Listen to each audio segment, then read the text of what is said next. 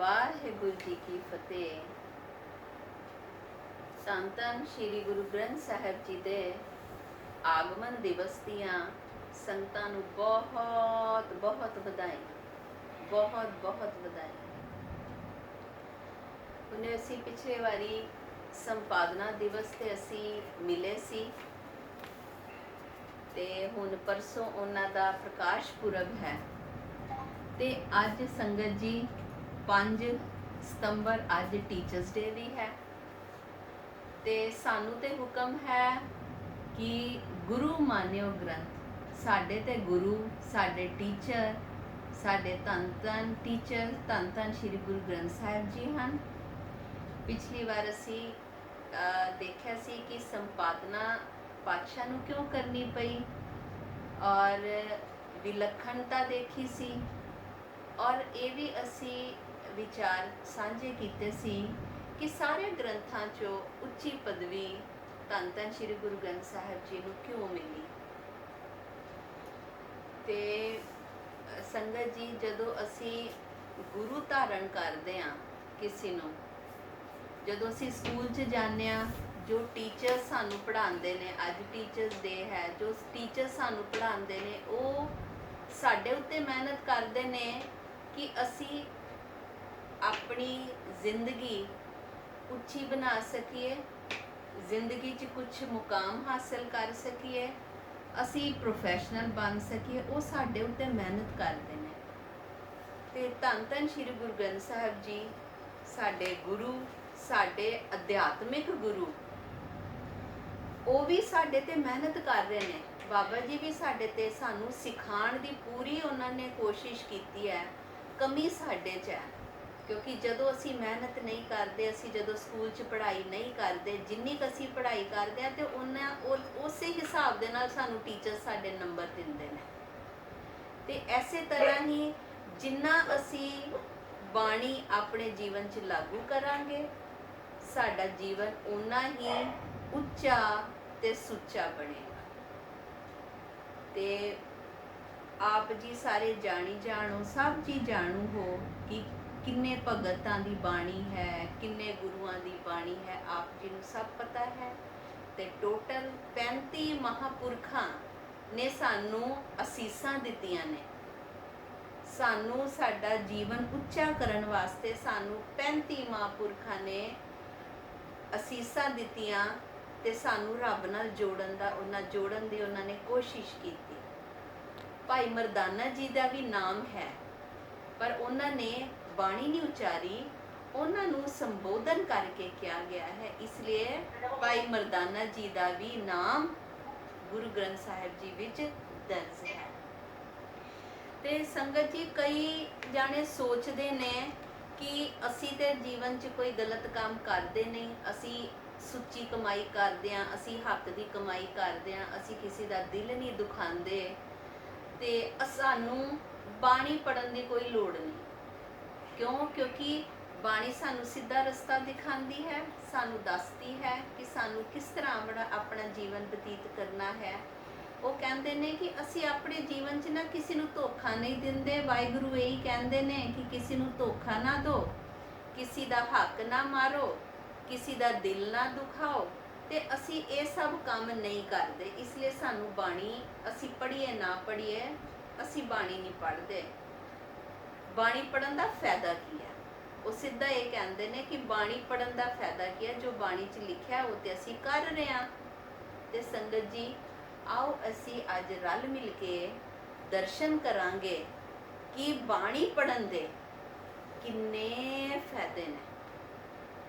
ਅਗਰ ਅਸੀਂ ਅਗਰ ਕਿਨਕਾ ਵੀ ਆਪਣੇ ਮਨ 'ਚ ਵਸਾ ਲਈਏ ਤੇ ਸਾਡਾ, ਜਿਸ ਤਰ੍ਹਾਂ ਟੀਚਰਸ ਪ੍ਰੋਫੈਸ਼ਨਲ ਬਣਾ ਦਿੰਦੇ ਨੇ ਸਕੂਲ 'ਚ ਪੜ੍ਹਾ ਕੇ, ਉੱਦਾਂ ਹੀ ਇਸ ਅਧਿਆਤਮਿਕ ਜੀਵਨ 'ਚ ਅਸੀਂ ਪ੍ਰੋਫੈਸ਼ਨਲ ਕਿਸ ਤਰ੍ਹਾਂ ਬਣ ਸਕਦੇ ਹਾਂ?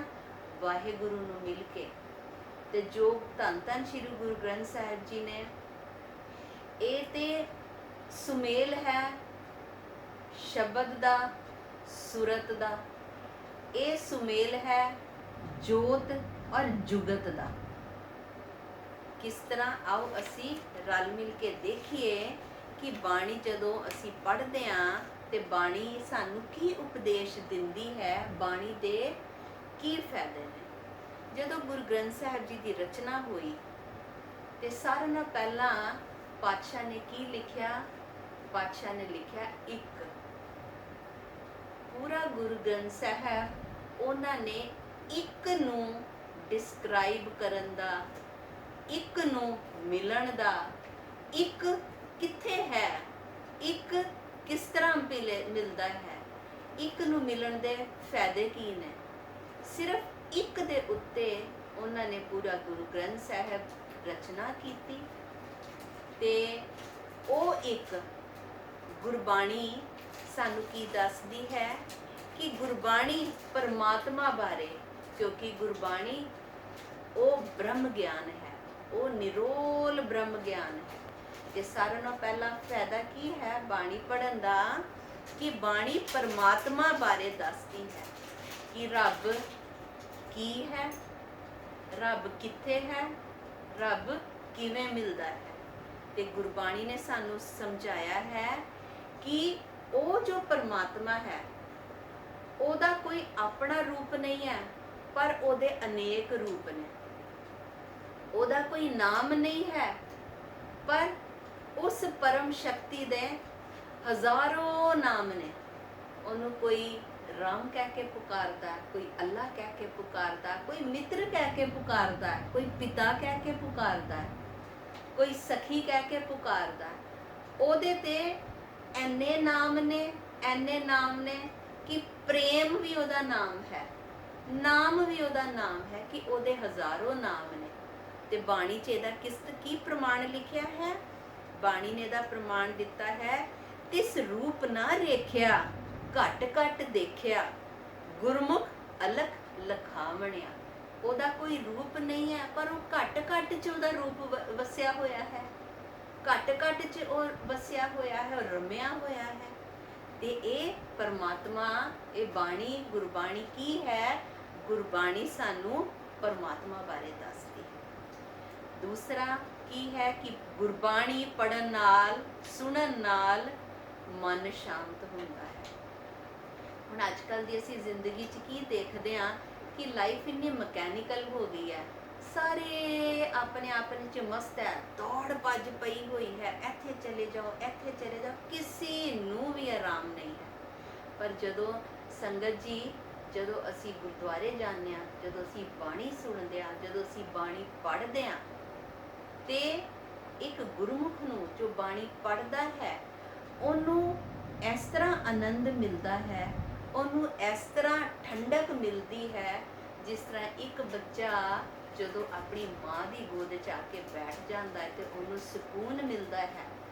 ਉਹ ਠੰਡਕ, ਉਹ ਸ਼ਾਂਤੀ ਇੱਕ ਗੁਰਬਾਣੀ ਪੜ੍ਹਨ ਵਾਲੇ ਮਨੁੱਖ ਨੂੰ ਮਿਲਦੀ ਹੈ।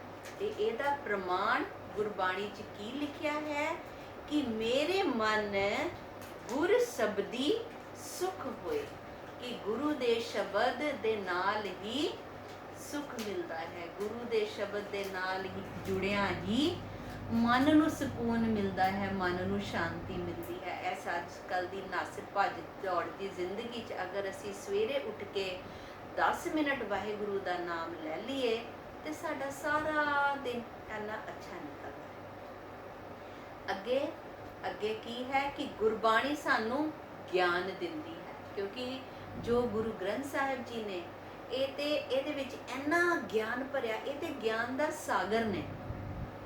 ਵੱਡੇ ਤੋਂ ਵੱਡੇ ਬ੍ਰਹਿਮੰਡ ਲੈ ਲਓ ਤੁਸੀਂ, ਯੂਨੀਵਰਸ ਤੋਂ ਲੈ ਕੇ ਛੋਟੀ ਜਿਹੀ ਚੀਟੀ ਤੱਕ ਦਾ ਗਿਆਨ, ਈਵਨ ਐਟਮਸ ਦੇ ਬਾਰੇ, ਪਰਮਾਣੂ ਦੇ ਬਾਰੇ ਵੀ ਗੁਰਬਾਣੀ ਦੇ ਵਿੱਚ ਗਿਆਨ ਦਿੱਤਾ ਹੋਇਆ ਹੈ।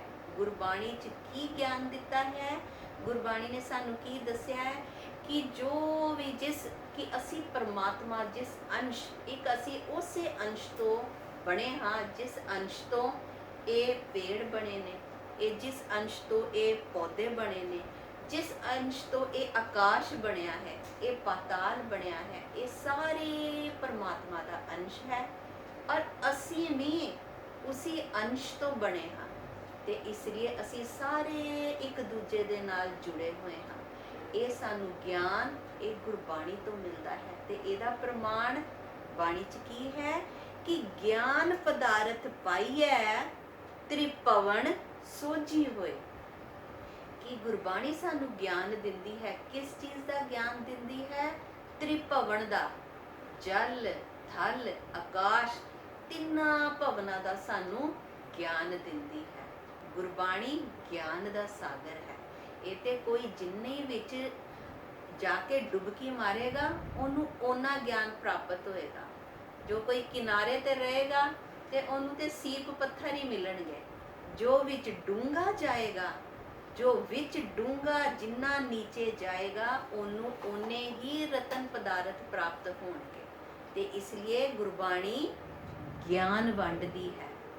ਅੱਗੇ ਆਂਦਾ ਹੈ ਗੁਰਬਾਣੀ ਸਾਡੀਆਂ ਜੰਜੀਰਾਂ, ਸਾਡੇ ਬੰਧਨ ਤੋੜਦੀ ਹੈ। ਕਿਸ ਤਰ੍ਹਾਂ ਬੰਧਨ ਤੋੜਦੀ ਹੈ? ਕਿ ਅੱਜ ਹੁਣ ਅਸੀਂ ਦੇਖਿਆ ਹੈ ਕਿ ਸਾਰੇ ਬੰਦੇ ਕਿੰਨੇ ਦੁਖੀ ਨੇ। ਕਿਉਂ ਦੁਖੀ ਨੇ? ਕਿਉਂਕਿ ਅਸੀਂ ਇਹ ਸੰਸਾਰ ਦੇ ਵਿੱਚ ਅਸੀਂ ਇਹ ਸਾਰੇ ਮੋਹ ਮਾਇਆ 'ਚ ਫਸ ਕੇ ਅਸੀਂ ਉਹ ਸਾਰੇ ਕੰਮ ਕਰ ਬੈਠਦੇ ਹਾਂ ਜਿਹਦੇ ਨਾਲ ਸਾਨੂੰ ਬਾਅਦ ਚੋਂ ਦੁੱਖ ਮਿਲਦਾ ਹੈ। ਔਰ ਇਹ ਜਦੋਂ ਸਾਨੂੰ ਦੁੱਖ ਮਿਲਦਾ ਹੈ ਸਾਡੇ ਅਸ਼ੁਭ ਕਰਮਾਂ ਕਰਕੇ ਦੁੱਖ ਮਿਲਦਾ ਹੈ, ਸਾਡੇ ਔਗਣਾ ਕਰਕੇ ਸਾਨੂੰ ਦੁੱਖ ਮਿਲਦਾ ਹੈ। ਤੇ ਅਗਰ ਅਸੀਂ ਬਾਣੀ ਪੜਾਂਗੇ, ਵਾਹਿਗੁਰੂ ਦੇ ਨਾਲ ਜੁੜਾਂਗੇ ਤੇ ਸਾਡੇ ਬੰਧਨ ਟੁੱਟਣਗੇ। ਕਿਸ ਤਰ੍ਹਾਂ? ਕਿਉਂਕਿ ਬਾਣੀ ਸਾਨੂੰ ਅੱਛਾ ਰਸਤਾ ਦਿਖਾਏਗੀ। ਸਾਨੂੰ ਬਾਣੀ ਦੱਸੇਗੀ ਕਿ ਸਾਨੂੰ ਕੀ ਕਰਮ ਅਸੀਂ ਕਰਨ ਆਏ ਹਾਂ, ਅਸੀਂ ਕੀ ਕਰਮ ਕਰ ਰਹੇ ਹਾਂ। ਤੇ ਜਦੋਂ ਅਸੀਂ ਆਪਣੇ ਅੰਦਰ ਪਰਮਾਤਮਾ ਦਾ ਨਾਮ ਵਸਾਵਾਂਗੇ ਤੇ ਸਾਡੇ ਅੰਦਰ ਗੁਣ ਵਸਣਗੇ ਤੇ ਸਾਡੇ ਬੰਧਨ, ਸਾਡੀਆਂ ਜੰਜੀਰਾਂ ਟੁੱਟਣਗੀਆਂ। ਤੇ ਇਹਦੇ 'ਚ ਬਾਣੀ ਸਾਨੂੰ ਕੀ ਪ੍ਰਮਾਣ ਦਿੰਦੀ ਹੈ? ਬਾਣੀ ਦੇ ਵਿੱਚ ਲਿਖਿਆ ਹੈ ਕਿ ਨਾਨਕ ਔਗੁਣ ਚੇਤੜੇ ਤੇਤੇ ਗਲੀ ਜੰਜੀਰ। ਕਿ ਜਿੰਨੇ ਵੀ ਅਸੀਂ ਆਪਣੇ ਅੰਦਰ ਔਗੁਣ ਭਰ ਲਾਂਗੇ ਨਾ ਓਨੀਆਂ ਸਾਨੂੰ ਜੰਜੀਰਾਂ ਬੰਦ ਲੈਣਗੀਆਂ। ਜਿੰਨੇ ਸਾਡੇ ਵਿੱਚ ਆਪਣੇ ਅਸੀਂ ਅੰਦਰ ਔਗੁਣ ਇਕੱਠੇ ਕਰ ਲਾਂਗੇ, ਇਹ ਬੁਰੇ ਕੰਮ ਕਰਕੇ, ਧੋਖਾਧੜੀ ਕਰਕੇ, ਜ਼ਿਆਦਾ ਪੈਸਾ ਕਮਾਉਣ ਦੇ ਚੱਕਰਾਂ 'ਚ ਦੂਜੇ ਨੂੰ ਚੀਟ ਕਰਕੇ, ਦੂਜੇ ਦਾ ਹੱਕ ਖਾ ਕੇ, ਜੋ ਇਹ ਅਸੀਂ ਜ਼ਿਆਦਾ ਔਗੁਣ ਅੰਦਰ ਇਕੱਠੇ ਕਰ ਲਾਂਗੇ ਤੇ ਸਾਨੂੰ ਓਨੇ ਹੀ ਬੰਧਨ ਪੈ ਜਾਣਗੇ ਤੇ ਫਿਰ ਸਾਨੂੰ ਓਨਾ ਹੀ ਸਾਨੂੰ ਦੁੱਖ ਮਿਲੇਗਾ। ਤੇ ਜੇ ਗੁਣ ਹੋਣ ਤਾਂ ਕੱਟੀਐਨ ਸੇ ਪਾਈ ਸੇ ਵੀਰ। ਔਰ ਜਿੰਨੇ ਜਦੋਂ ਪਰਮਾਤਮਾ ਦੇ ਨਾਲ ਅਸੀਂ ਜੁੜ ਜਾਂਦੇ ਆ ਨਾ ਤੇ ਫਿਰ ਬਾਣੀ ਪੜ੍ਹ ਕੇ ਸਾਡੇ ਅੰਦਰ ਔਗੁਣ ਘਟਣੇ ਤੇ ਗੁਣ ਵਧਣੇ ਸ਼ੁਰੂ ਹੋ ਜਾਂਦੇ ਨੇ। ਤੇ ਜਦੋਂ ਸਾਡੇ ਅੰਦਰ ਗੁਣ ਵਧਣੇ ਸ਼ੁਰੂ ਹੋ ਜਾਂਦੇ ਨੇ ਤੇ ਫਿਰ ਸਾਡੇ ਬੰਧਨ ਟੁੱਟਣੇ ਵੀ ਸ਼ੁਰੂ ਹੋ ਜਾਂਦੇ ਨੇ। ਅੱਗੇ ਕੀ ਫਾਇਦਾ ਹੈ ਸਾਨੂੰ ਗੁਰਬਾਣੀ ਪੜ੍ਹਨ ਦਾ? ਕਿ ਗੁਰਬਾਣੀ ਆਸ਼ਾ ਦੀ ਕਿਰਨ ਹੈ। ਕਿਸ ਤਰ੍ਹਾਂ? ਅਸੀਂ ਉਦਾਸ ਹੋ ਜਾਂਦੇ ਆ ਕਿ ਹੁਣ ਤੇ ਅਸੀਂ ਬੁਰੇ ਕੰਮ ਕਰ ਲਿੱਤੇ ਨੇ ਤੇ ਹੁਣ ਤੇ ਅਸੀਂ ਬੰਧਨਾਂ 'ਚ ਫਸ ਗਏ ਆ। ਤੇ ਔਰ ਕਈ ਵਾਰੀ ਅਸੀਂ ਇੱਦਾਂ ਸੋਚਦੇ ਆ ਕਿ ਹੁਣ ਇਸ ਤੋਂ ਅਸੀਂ ਨਿਕਲ ਨਹੀਂ ਪਾਵਾਂਗੇ, ਅਸੀਂ ਤੇ ਇੰਨੇ ਪਾਪ ਕਮਾ ਚੁੱਕੇ ਆ ਕਿ ਅਸੀਂ ਤੇ ਪਾਪਾਂ ਦੇ ਵਿੱਚ ਡੁੱਬਦੇ ਜਾ ਰਹੇ ਆ। ਤੇ ਇਹ ਵਾਹਿਗੁਰੂ ਸਾਨੂੰ ਕੋਈ ਰਸਤਾ ਨਹੀਂ ਦਿਖਾਈ ਦੇ ਰਿਹਾ ਕਿ ਅਸੀਂ ਇੰਨੇ ਪਾਪ ਤੇ ਕਮਾ ਬੈਠੇ ਆ ਤੇ ਅਸੀਂ ਹੁਣ ਇਸ ਪਾਪਾਂ ਤੋਂ ਕਿਸ ਤਰ੍ਹਾਂ ਨਿਕਲੀਏ ਵਾਹਿਗੁਰੂ। ਅਸੀਂ ਕਈ ਵਾਰੀ ਇਹ ਸਭ ਸੋਚ ਕੇ ਇੰਨੇ ਉਦਾਸ ਹੋ ਜਾਂਦੇ ਆ, ਇੰਨੇ ਉਦਾਸ ਹੋ ਜਾਂਦੇ ਆ। ਪਰ ਸਾਨੂੰ ਬਾਣੀ ਨੇ ਕੀ ਦੱਸਿਆ ਹੈ? ਬਾਣੀ ਕੀ ਕਹਿੰਦੀ ਹੈ ਸਾਨੂੰ? ਕਿ ਪਰਮਾਤਮਾ ਦੇ ਨਾਲ ਜਦੋਂ ਅਸੀਂ ਜੁੜਦੇ ਆ ਨਾ ਤੇ ਫਿਰ ਸਾਨੂੰ ਪਰਮਾਤਮਾ ਇਹ ਭਵ ਸਾਗਰ ਤੋਂ, ਇਹ ਪਾਪਾਂ ਤੋਂ ਇਹ ਸਾਨੂੰ ਮੁਕਤ ਕਰ ਲੈਂਦੇ ਨੇ। ਕਿਸ ਤਰ੍ਹਾਂ ਮੁਕਤ ਕਰ ਲੈਂਦੇ ਨੇ? ਜਿਸ ਤਰ੍ਹਾਂ ਅਜਾਮਲ ਨੂੰ ਮੁਕਤ ਕੀਤਾ, ਜਿਸ ਤਰ੍ਹਾਂ ਗਨਿਕਾ ਨੂੰ ਮੁਕਤ ਕੀਤਾ। ਪਰ ਬਾਣੀ ਨਾਲ ਅਸੀਂ ਜੁੜੀਏ ਤੇ ਸਹੀ। ਤੇ ਬਾਣੀ ਨੇ ਕੀ, ਬਾਣੀ ਸਾਨੂੰ ਕੀ ਤਾਂ ਕਹਿੰਦੀ ਹੈ? ਬਾਣੀ 'ਚ ਲਿਖਿਆ ਹੈ ਤਾਰੀ ਲੈ ਗਨਿਕਾ ਬਿਨ ਰੂਪ ਕੁਬਜਾ ਬਿਆਦ ਅਜਾਮਲ ਤਾਰੀ ਲੈ। ਕਿ ਬਾਣੀ ਦੇ ਨਾਲ ਜੁੜ ਕੇ ਪਾਪੀ ਅਜਾਮਲ ਤਰ ਗਿਆ, ਗਨਿਕਾ ਬੁਰੇ ਕੰਮ ਕਰਕੇ ਤਰ ਗਈ। ਤੇ ਅਸੀਂ ਬਾਣੀ ਨਾਲ ਜੁੜੀਏ ਤੇ ਸਹੀ। ਬਾਣੀ ਪੜ੍ਹਨ ਦੇ ਫਾਇਦੇ ਨੇ ਕਿ ਅਸੀਂ ਆਪਣੇ ਪਾਪਾਂ ਤੋਂ ਵੀ ਮੁਕਤ ਹੋ ਸਕਦੇ ਹਾਂ। ਅਗਲਾ ਫਾਇਦਾ ਕੀ ਹੈ ਬਾਣੀ ਪੜ੍ਹਨ ਦਾ? ਗੁਰਬਾਣੀ ਸਾਨੂੰ ਰੱਬ ਨਾਲ ਜੋੜਦੀ ਹੈ। ਸਾਨੂੰ ਕਿਸ ਤਰ੍ਹਾਂ ਰੱਬ ਨਾਲ ਜੋੜਦੀ ਹੈ? ਜਦੋਂ ਅਸੀਂ ਗੁਰਬਾਣੀ ਪੜ੍ਹਦੇ ਹਾਂ, ਸੁਣਦੇ ਹਾਂ ਤੇ ਸਾਨੂੰ ਬਾਣੀ ਦੇ ਨਾਲ ਪ੍ਰੇਮ ਪੈ ਜਾਂਦਾ ਹੈ। ਔਰ ਜਦੋਂ ਪ੍ਰੇਮ ਪੈ ਜਾਂਦਾ ਹੈ ਬਾਣੀ ਦੇ ਨਾਲ, ਸਾਨੂੰ ਬਾਣੀ ਸਮਝਣ ਆਉਣ ਲੱਗ ਜਾਂਦੀ ਹੈ, ਬਾਣੀ ਨੂੰ ਅਸੀਂ ਸਮਝਣਾ ਸ਼ੁਰੂ ਕਰ ਦਿੰਦੇ ਹਾਂ, ਫਿਰ ਸਾਨੂੰ ਸਮਝ ਆਉਂਦਾ ਹੈ ਕਿ ਅਸੀਂ ਤੇ ਪਰਮਾਤਮਾ ਦੀ ਜੋਤ ਹੈ, ਪਰਮਾਤਮਾ ਦੇ ਸਾਡੇ ਅੰਦਰ ਹੈ। ਇਸ ਸਰੀਰ ਦੇ ਵਿੱਚ ਰੱਬ ਨੇ ਜੋਤ ਰੱਖੀ, ਤਾਂ ਹੀ ਤੇ ਅਸੀਂ ਇਸ ਜੱਗ ਵਿੱਚ ਆਏ। ਇਹ ਤੇ ਆਨੰਦ ਸਾਹਿਬ 'ਚ ਵੀ ਲਿਖਿਆ ਹੋਇਆ ਹੈ। ਤੇ ਫਿਰ ਸਾਨੂੰ ਇਹ ਸੋਝੀ ਪੈਂਦੀ ਹੈ ਕਿ ਸਾਡੇ ਵਿੱਚ ਵੀ ਪਰਮਾਤਮਾ ਦਾ ਅੰਸ਼ ਹੈ, ਅਸੀਂ ਵੀ ਰੱਬ ਦੀ ਜੋਤ ਹੈ। ਤੇ ਫਿਰ ਬਾਣੀ 'ਚ ਕੀ ਲਿਖਿਆ ਹੈ? ਸਤਿਗੁਰ ਮਿਲੈ ਤਾਂ ਖੋਜੀਐ, ਮਿਲ ਜੋਤੀ ਜੋਤ ਸਮਾਣੀ। ਕਿ ਜਦੋਂ ਅਸੀਂ ਵਾਹਿਗੁਰੂ ਦੇ ਨਾਲ ਜੁੜਦੇ ਹਾਂ, ਫਿਰ ਹੀ ਸਾਨੂੰ ਪਤਾ ਲੱਗਦਾ ਹੈ ਕਿ ਅਸੀਂ ਪਰਮਾਤਮਾ ਦੀ ਜੋਤ ਹੈ, ਤੇ ਅਸੀਂ ਜੋਤ 'ਚੋਂ ਉਪਜੇ ਹਾਂ, ਅਸੀਂ ਜੋਤ ਵਿੱਚ ਹੀ ਸਮਾ ਜਾਣਾ ਹੈ। ਤੇ ਇਹ ਸਾਨੂੰ ਗੁਰਬਾਣੀ ਸਾਨੂੰ ਰੱਬ ਦੇ ਨਾਲ ਜੋੜਦੀ ਹੈ। ਇਹ ਫਾਇਦਾ ਹੈ ਗੁਰਬਾਣੀ ਪੜ੍ਹਨ ਦਾ। ਅਗਲਾ ਫਾਇਦਾ ਕੀ ਹੈ ਗੁਰਬਾਣੀ ਪੜ੍ਹਨ ਦਾ? ਕਿ ਗੁਰਬਾਣੀ ਸਾਨੂੰ ਦੁਸ਼ਮਣਾਂ ਨਾਲ ਲੜਨਾ ਸਿਖਾਉਂਦੀ ਹੈ। ਹੁਣ ਬਾਹਰ ਦੇ ਦੁਸ਼ਮਣ ਅਸੀਂ ਦੇਖਦੇ ਹਾਂ, ਉਹਨੇ ਸਾਡਾ ਨੁਕਸਾਨ ਕੀਤਾ, ਅਸੀਂ ਕਹਿੰਦੇ ਇਹਨੂੰ ਤੇ ਅਸੀਂ ਡਬਲ ਮਜ਼ਾ ਚਖਾਣਾ ਹੈ। ਕਿਸੇ ਨੇ ਸਾਨੂੰ ਕੁਝ ਬੁਰਾ ਕਹਿਤਾ, ਅਸੀਂ ਕਹਿਤਾ ਇਹਨੇ ਸਾਨੂੰ ਇੱਕ ਵਾਰੀ ਬੁਰਾ ਕਿਹਾ ਨਾ, ਅਸੀਂ ਇਹਨੂੰ 2 ਵਾਰੀ ਬੁਰਾ ਕਹਿਣਾ। ਨਹੀਂ ਸਾਨੂੰ ਸਮਝ ਆਉਂਦਾ, ਅਸੀਂ ਕਿਸੇ ਤੋਂ ਪੁੱਛਦੇ ਹਾਂ, ਉਹਨੇ ਤੇ ਸਾਡਾ ਨੁਕਸਾਨ ਕਰ ਦਿੱਤਾ, ਉਹ ਕਹੇਗਾ ਠੀਕ ਹੈ ਜੀ, ਇਹਦੇ ਤੇ ਕੇਸ ਕਰ ਦਿਓ, ਇਹਦੇ ਤੇ ਇਹ ਕਰ ਦਿਓ। ਤੇ ਜੋ ਇਹ ਆਸ-ਪਾਸ ਦੀ ਸਾਡੀ ਦੁਨੀਆ ਹੈ, ਇਹ ਤੇ ਸਾਨੂੰ ਆਪਣੇ ਦੁਸ਼ਮਣਾਂ ਨਾਲ ਲੜਨਾ ਸਾਨੂੰ ਬਖੂਬੀ ਸਿਖਾ ਦਿੰਦੀ ਹੈ। ਔਰ ਜੋ ਸਾਡੇ ਅੰਦਰ ਅਵਗੁਣ ਨੇ ਨਾ, ਉਹ ਵੀ ਸਾਨੂੰ ਬਖੂਬੀ ਦੱਸ ਦਿੰਦੇ ਨੇ ਕਿ ਅਸੀਂ ਬਦਲੇ ਕਿਸ ਤਰ੍ਹਾਂ ਲੈਣੇ ਨੇ, ਅਸੀਂ ਕਿਸ ਤਰ੍ਹਾਂ ਸਾਰਿਆਂ ਦੇ ਨਾਲ ਪੰਗਾ ਲੈਣਾ। ਪਰ ਜੋ ਸਾਨੂੰ ਦੁਸ਼ਮਣ ਦਿਖਦੇ ਨਹੀਂ ਨਾ ਸੰਗਤ ਜੀ, ਉਹਨਾਂ ਦੇ ਨਾਲ ਲੜਨਾ ਬੜਾ ਮੁਸ਼ਕਿਲ ਹੈ। ਔਰ ਉਹ ਕਿਹੜੇ ਦੁਸ਼ਮਣ ਨੇ? ਉਹ ਸਾਡੇ ਅੰਦਰ ਬੈਠੇ ਜੋ ਸਾਡੇ ਵਿਕਾਰ ਨੇ, ਉਹ ਸਾਰਿਆਂ ਨਾਲੋਂ ਵੱਡੇ ਨਾ ਦਿਖਣ ਵਾਲੇ, ਉਹ ਸਾਡੇ ਦੁਸ਼ਮਣ ਨੇ। ਤੇ ਉਹਨਾਂ ਨਾਲ ਅਸੀਂ ਕਿਸ ਤਰ੍ਹਾਂ ਲੜਨਾ ਹੈ, ਉਹ ਸਾਨੂੰ ਗੁਰਬਾਣੀ ਸਿਖਾਉਂਦੀ ਹੈ। ਗੁਰਬਾਣੀ ਕਿਸ ਤਰ੍ਹਾਂ ਸਿਖਾਉਂਦੀ ਹੈ? ਕਿ ਨਾਮ ਜਪ ਕੇ, ਗੁਰਬਾਣੀ ਪੜ੍ਹ ਕੇ, ਗੁਰੂਆਂ ਦੇ ਬਚਨ ਕਮਾ ਕੇ, ਜੋ ਸਾਡੇ ਅੰਦਰ ਦੇ ਦੁਸ਼ਮਣ ਨੇ, ਜੋ ਸਾਡੇ ਅੰਦਰ ਦੇ ਵਿਕਾਰ ਨੇ, ਅਸੀਂ ਉਹਨਾਂ ਨੂੰ ਗੁਰਬਾਣੀ ਰਾਹੀਂ ਹਰਾ ਸਕਦੇ ਹਾਂ। ਗੁਰਬਾਣੀ ਰਾਹੀਂ ਉਸ ਆਪਣੇ ਦੁਸ਼ਮਣਾਂ ਨੂੰ ਅਸੀਂ ਮਾਰ ਗਿਰਾ ਸਕਦੇ ਹਾਂ। ਤੇ ਗੁਰਬਾਣੀ ਨੇ ਸਾਨੂੰ ਕੀ ਉਪਦੇਸ਼ ਦਿੱਤਾ ਹੈ? ਕਿ ਨਾਨਕ ਸੋ ਸੂਰਾ ਵਰਿਆਮ, ਜਿਨ ਵਿੱਚੋਂ ਦੁਸ਼ਟ ਅਹੰਕਰਨ ਮਾਰਿਆ। ਸਾਰਿਆਂ ਨਾਲੋਂ ਵੱਡਾ ਦੁਸ਼ਮਣ ਕੌਣ ਹੈ? ਅਹੰਕਾਰ। ਕਿਉਂਕਿ ਕਿਸੇ ਕੋਲ ਅਗਰ ਕੋਈ ਮਾਇਆ ਨਹੀਂ ਇਕੱਠੀ ਕਰਦਾ ਨਾ, ਉਹਨੂੰ ਵੀ ਅਹੰਕਾਰ ਹੁੰਦਾ ਹੈ ਕਿ ਮੈਂ ਤੇ ਉਹਨਾਂ ਕੁ ਕਮਾਨਾ ਹੈ ਜਿਹਦੇ 'ਚ ਮੇਰੇ ਨਾਲ ਦਾਲ ਰੋਟੀ ਚੱਲ ਜਾਏ, ਮੈਂ ਉਹਨਾਂ ਕੇ ਕੰਮ ਕਰਦਾ। ਕਈਆਂ ਨੂੰ ਹੰਕਾਰ ਨਹੀਂ ਹੁੰਦਾ, ਪਰ ਇਸ ਚੀਜ਼ ਦਾ ਵੀ ਹੰਕਾਰ ਹੁੰਦਾ ਹੈ ਕਿ ਸਾਨੂੰ ਕੋਈ ਹੰਕਾਰ ਨਹੀਂ। ਤੇ ਹੰਕਾਰ ਮਨੁੱਖ ਦੇ ਅਖੀਰੀ ਸਵਾਸ ਤੱਕ ਰਹਿੰਦਾ ਹੈ। ਇਹਦੇ ਤੋਂ ਮੁਕਤੀ ਪਾਣੀ ਬੜੀ ਔਖੀ ਹੈ। ਤੇ ਇਸ ਲਈ ਬਾਣੀ ਨਾਲ ਜੁੜਿਆ ਜੋ ਭਗਤ ਨੇ, ਉਹਨਾਂ ਨੇ ਵੀ ਇਹ ਸਾਰਿਆਂ ਤੋਂ ਆਪਣੇ ਆਪ ਨੂੰ ਉੱਚਾ ਕਰ ਲਿਆ, ਸਾਰੇ ਤੋਂ ਨਿਰਲੇਪ ਰੱਖ ਲਿਆ ਆਪਣੇ ਆਪ ਨੂੰ। ਤੇ ਇਸ ਲਈ ਬਾਣੀ ਦੇ ਨਾਲ ਜੁੜਿਆ ਹੀ ਇਹ ਸਾਰੇ ਦੁਸ਼ਮਣਾਂ ਦਾ ਨਾਸ ਹੋ ਸਕਦਾ ਹੈ। ਅੱਗੇ ਫਾਇਦਾ ਕੀ ਹੈ? ਕਿ ਗੁਰਬਾਣੀ ਹਰ ਜਾਤ ਪਾਤ ਦਾ ਸਨਮਾਨ ਕਰਨਾ ਸਾਨੂੰ ਸਿਖਾਉਂਦੀ ਹੈ। ਕਿਉਂਕਿ ਬਾਣੀ 'ਚ ਲਿਖਿਆ ਹੈ, ਏਕ ਪਿਤਾ ਏਕਸ ਕੇ ਹਮ ਬਾਰਕ, ਕਿ ਸਾਡਾ ਪਿਤਾ ਤੇ ਇੱਕੋ ਹੀ ਹੈ। ਪਰਮਾਤਮਾ ਨੇ ਤੇ ਇਨਸਾਨ ਸਾਰੇ ਇੱਕੋ ਜਿਹੇ ਬਣਾਏ, ਕਿਸੇ 'ਚ ਭੇਦਭਾਵ ਨਹੀਂ ਕੀਤਾ। ਪਰ ਇੱਥੇ ਆ ਕੇ ਤੂੰ ਸ਼ੂਦਰ ਹੈ, ਤੂੰ ਪੰਡਤ ਹੈ, ਤੂੰ ਛੀਬਾ ਹੈ, ਤੂੰ ਚਮਾਰ ਹੈ, ਇੱਥੇ ਤੇ ਅਸੀਂ ਸਾਰੇ ਇਹ ਕਰਤੇ ਅਲੱਗ-ਅਲੱਗ ਕਰਤਾ। ਪਰਮਾਤਮਾ ਨੇ ਤੇ ਨਹੀਂ ਕੀਤਾ। ਪਰਮਾਤਮਾ ਤੇ ਹਾਲੀ ਵੀ ਇੱਕੋ ਨਜ਼ਰ ਦੇ ਨਾਲ ਸਾਰਿਆਂ ਨੂੰ ਦੇਖਦੇ ਨੇ, ਇੱਕੋ ਨਜ਼ਰ ਦੇ ਨਾਲ ਸਾਰਿਆਂ ਨੂੰ ਧੁੱਪ ਦਿੰਦੇ ਨੇ, ਇੱਕੋ ਜਿੰਨੀ ਸਾਰਿਆਂ ਨੂੰ ਬਾਰਿਸ਼ ਦਿੰਦੇ ਨੇ, ਇੱਕੋ ਜਿੰਨੀ ਸਾਰਿਆਂ ਨੂੰ ਠੰਡ ਦਿੰਦੇ ਨੇ, ਇੱਕੋ ਜਿੰਨੀ ਸਾਰਿਆਂ ਨੂੰ ਤਪਿਸ਼ ਵੀ ਦਿੰਦੇ ਨੇ। ਤੇ ਉਹ ਤੇ ਬੈਲੈਂਸਡ ਰੱਖਦੇ ਨੇ ਕਿ ਇੱਕੋ ਜੇ ਉਹਨਾਂ ਦੀ ਨਜ਼ਰਾਂ 'ਚ ਅੱਜ ਵੀ ਸਭ ਇੱਕੋ ਸਮਾਨ ਨੇ। ਇਹ ਤੇ ਭੇਦਭਾਵ ਅਸੀਂ ਕਰ ਲੈਂਦੇ ਆ। ਤੇ ਸਾਨੂੰ ਬਾਣੀ ਨੇ ਕੀ ਲਿਖਿਆ ਹੈ? ਬਾਣੀ ਦੇ ਵਿੱਚ ਜਾਣੋ ਜੋਤ ਨਾ ਪੁੱਛੋ ਜਾਤੀ, ਆਗੇ ਜਾਤ ਨਾ ਹੈ।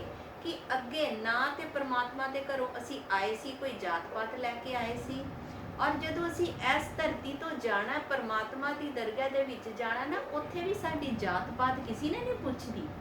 ਉੱਥੇ ਵੀ ਅਗਰ ਲੇਖਾ ਹੋਣਾ ਹੈ ਤੇ ਸਾਡੇ ਕਰਮਾਂ ਦਾ, ਕਿ ਤੂੰ ਸਾਰਿਆਂ ਨੂੰ ਇੱਕੋ ਨਿਗਾਹ ਦੇ ਨਾਲ ਦੇਖਿਆ ਕਿ ਨਹੀਂ ਦੇਖਿਆ, ਤੂੰ ਸਾਰਿਆਂ ਨੂੰ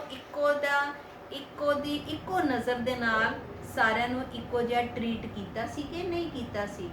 ਤੂੰ ਭੋਜਨ ਕਿਸੇ ਉਹਨੂੰ ਤੇ ਨਹੀਂ ਦਿੱਤਾ, ਕਿਸੇ ਅਮੀਰ ਬੰਦੇ ਨੂੰ ਤੂੰ ਜ਼ਿਆਦਾ ਦੇਤਾ, ਤੂੰ ਗਰੀਬ ਨੂੰ ਘੱਟ ਦਿੱਤਾ, ਤੂੰ ਐਦਾਂ ਤੇ ਨਹੀਂ ਕੀਤਾ।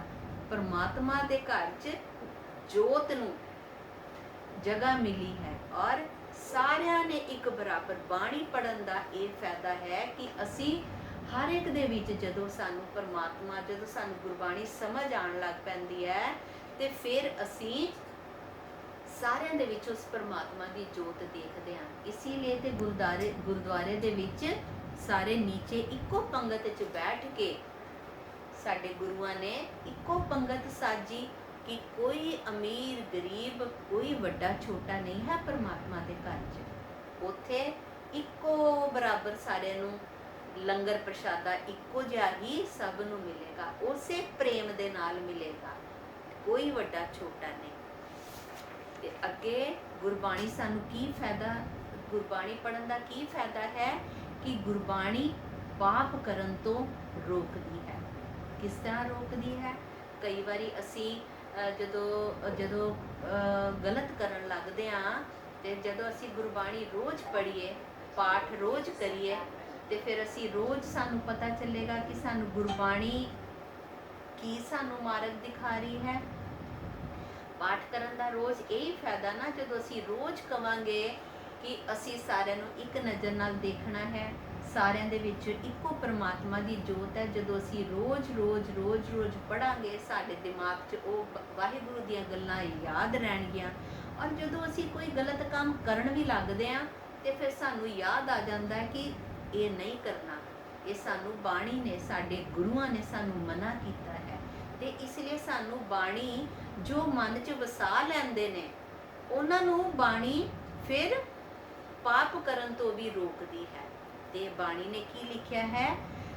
ਸਦਾ ਮੁਨ ਨ ਕੀਚਈ, ਜੇ ਮੰਦਾ ਮੂਲ ਨ ਕੀਚਈ, ਜੇ ਲੰਮੀ ਨਦਰ ਨਿਖਾਲੀਏ। ਕਿ ਕਦੀ ਕਿਸੇ ਦੇ ਨਾਲ ਮੰਦਾ ਨਹੀਂ ਬੋਲਣਾ, ਕਦੀ ਕਿਸੇ ਦੇ ਨਾਲ ਮੰਦਾ, ਕਿਸੇ ਦੇ ਨਾਲ ਗਲਤ ਨਹੀਂ ਕਰਨਾ, ਕਿਸੇ ਦੇ ਨਾਲ ਪਾਪ ਨਹੀਂ ਕਰਨਾ, ਕਿਸੇ ਦੇ ਨਾਲ ਗਲਤ ਨਹੀਂ ਕਰਨਾ।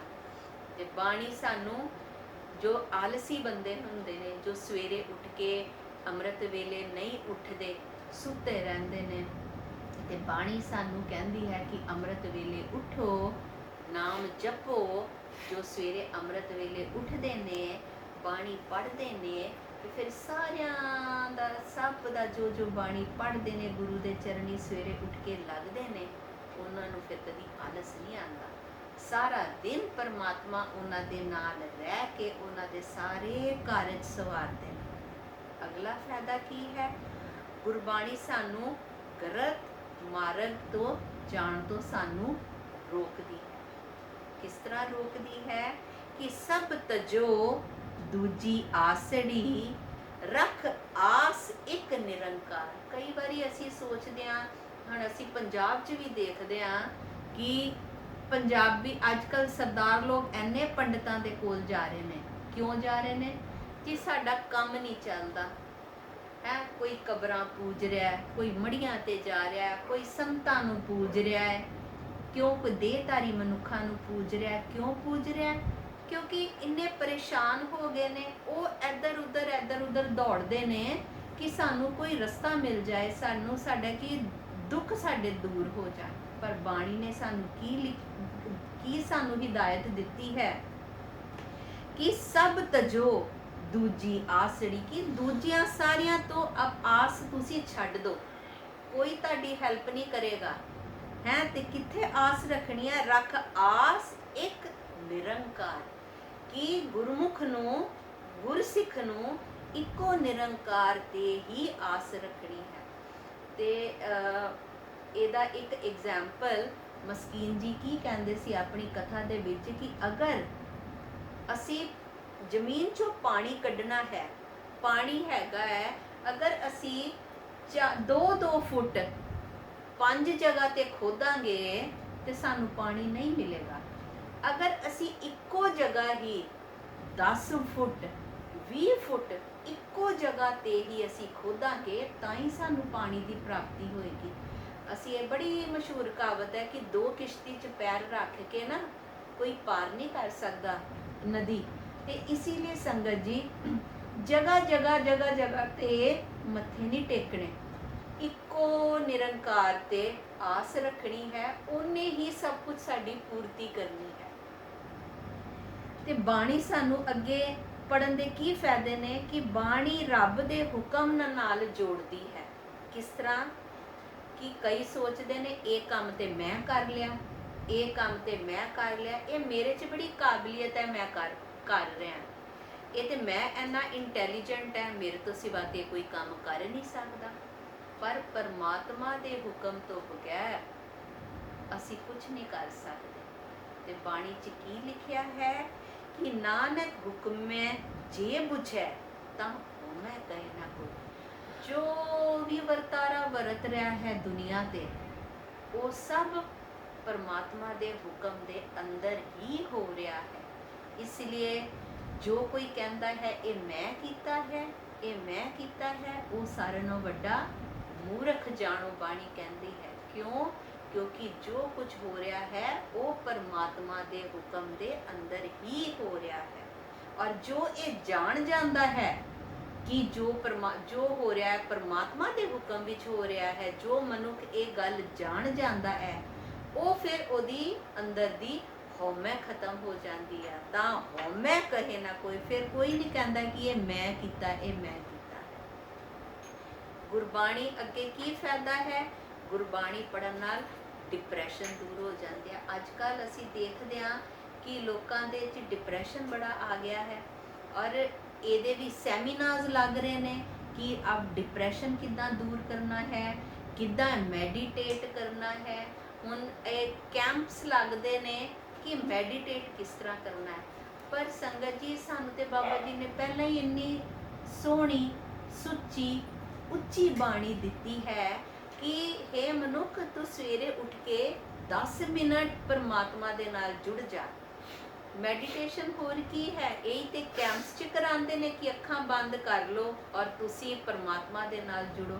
ਸਾਨੂੰ ਤੇ ਬਾਬਾ ਜੀ ਨੇ 550 ਸਾਲ ਪਹਿਲਾਂ ਹੀ ਕਹਿ ਦਿੱਤਾ ਸੀ ਕਿ ਸਵੇਰੇ ਉੱਠ ਕੇ ਅੰਮ੍ਰਿਤ ਵੇਲੇ ਉੱਠ ਕੇ ਪਰਮਾਤਮਾ ਦਾ 10 ਮਿੰਟ ਸਿਮਰਨ ਕਰ ਲਓ, 2 ਮਿੰਟ ਵੀ ਸਿਮਰਨ ਕਰ ਲਓ, 1 ਘੜੀ ਤੋਂ ਅੱਧੀ ਘੜੀ, ਅੱਧੀ ਘੜੀ ਤੋਂ ਵੀ ਅੱਧੀ ਘੜੀ ਕਬੀਰ ਜੀ ਨੇ ਕਿਹਾ ਹੈ ਸਿਮਰਨ ਕਰ ਲਓ ਤੇ ਤੁਹਾਨੂੰ ਚਿੰਤਾ, ਡਿਪਰੈਸ਼ਨ ਇਸ ਤੋਂ ਮੁਕਤੀ ਮਿਲ ਜਾਂਦੀ ਹੈ। ਤੇ ਬਾਣੀ 'ਚ ਕੀ ਲਿਖਿਆ ਹੈ? ਬਾਣੀ 'ਚ ਲਿਖਿਆ ਹੈ ਚਿੰਤਤ ਹੀ ਦੀਸੈ ਸਭ ਕੋਏ, ਚੇਤੈ ਏਕ ਤਹੀ ਸੁਖ ਹੋਏ। ਬਾਣੀ 'ਚ ਲਿਖਿਆ ਹੈ ਜਿੰਨੇ ਵੀ ਮਨੁੱਖ ਨੇ ਨਾ ਉਹ ਸਭ ਚਿੰਤਾ 'ਚ ਹੀ ਦਿਖਾਈ ਦਿੰਦੇ ਨੇ। ਈਵਨ ਬਾਣੀ 'ਚ ਲਿਖਿਆ ਜੋ ਸਾਧੂ ਸੰਤ ਨੇ ਨਾ ਉਹ ਵੀ ਚਿੰਤਾ 'ਚ ਹੀ ਰਹਿੰਦੇ ਨੇ। ਉਹਨਾਂ ਨੂੰ ਚਿੰਤਾ ਰਹਿੰਦੀ ਹੈ ਪਰਮਾਤਮਾ ਨੂੰ ਮਿਲਣ ਦੀ। ਇਸ ਲਈ ਸੁਖੀ ਕੋਈ ਵੀ ਨਹੀਂ ਹੈ। ਨਾਨਕ ਦੁਖੀਆ ਸਭ ਸੰਸਾਰ, ਉਹਨਾਂ ਨੇ ਲਿਖਿਆ ਕਿ ਸੰਸਾਰ 'ਚ ਚਿੰਤਾ ਹਰ ਇੱਕ ਨੂੰ ਹੈ। ਜੋ ਬਾਣੀ ਪੜ੍ਹਦੇ ਨੇ, ਜੋ ਚਰਮ ਸੀਮਾ ਤੇ ਵੀ ਪਹੁੰਚ ਜਾਂਦੇ ਨੇ, ਚਿੰਤਾ ਉਹਨਾਂ ਨੂੰ ਵੀ ਹੈ ਕਿ ਅਸੀਂ ਪਰਮਾਤਮਾ ਨਾਲ ਕਦੋਂ ਸਾਡਾ ਮੇਲ ਹੋਏਗਾ। ਤੇ ਇਸ ਲਈ ਚਿੰਤਾ ਬਾਣੀ ਪੜ੍ਹ ਕੇ ਹੀ ਚਿੰਤਾ ਮੁਕਤ ਹੋ ਸਕਦੇ ਹਾਂ ਅਸੀਂ। ਤੇ ਉਹਨਾਂ ਨੇ ਕਿ ਬਾਣੀ 'ਚ ਕੀ ਲਿਖਿਆ ਹੈ? ਬਾਬਾ ਜੀ ਨੇ ਚਿੰਤਤ ਹੀ ਦੀਸੈ ਸਭ ਕੋਏ, ਹਰ ਇੱਕ ਕੋਈ ਚਿੰਤਾ 'ਚ ਦਿਖਦਾ ਹੈ।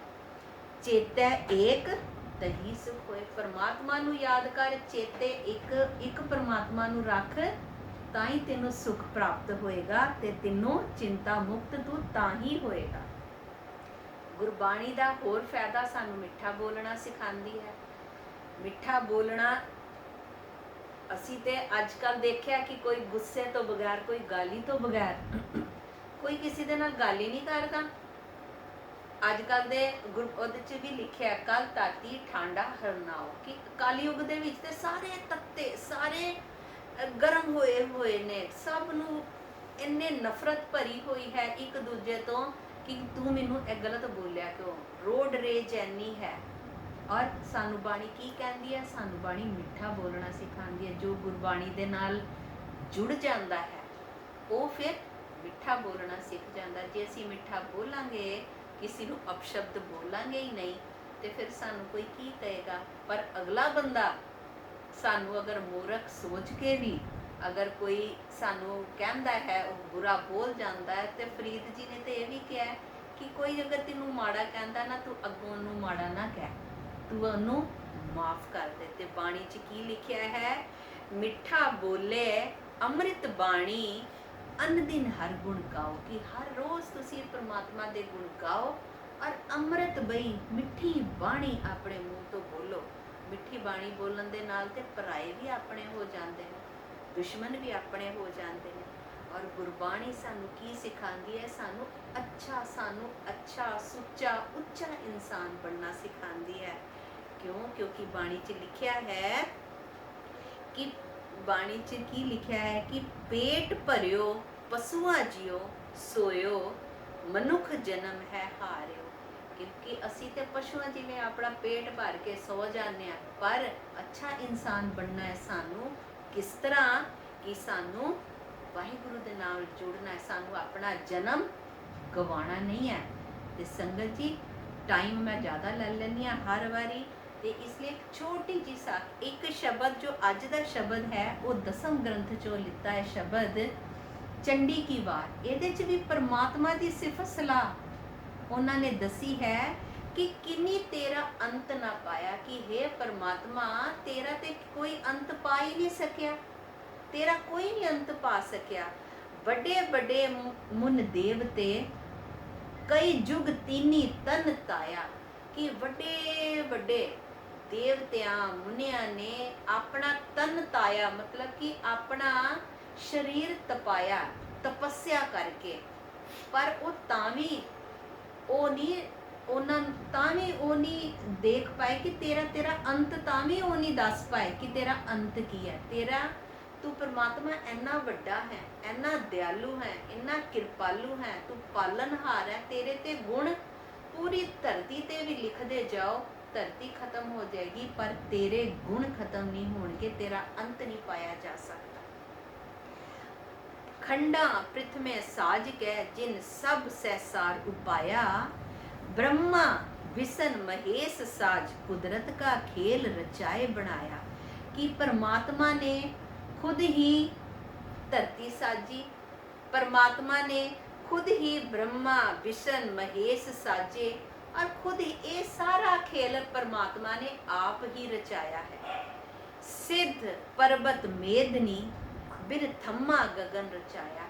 ਹੁਣ ਇੰਨਾ ਵੱਡਾ ਵਿਸ਼ਾਲ ਇਹ ਗगन ਜੋ ਹੈਗਾ ਹੈ, ਆਕਾਸ਼, ਅਸੀਂ ਕੋਈ ਦੇਖ ਰਹੇ ਹਾਂ ਕਿੱਦਾਂ ਖੜਾ ਹੈ।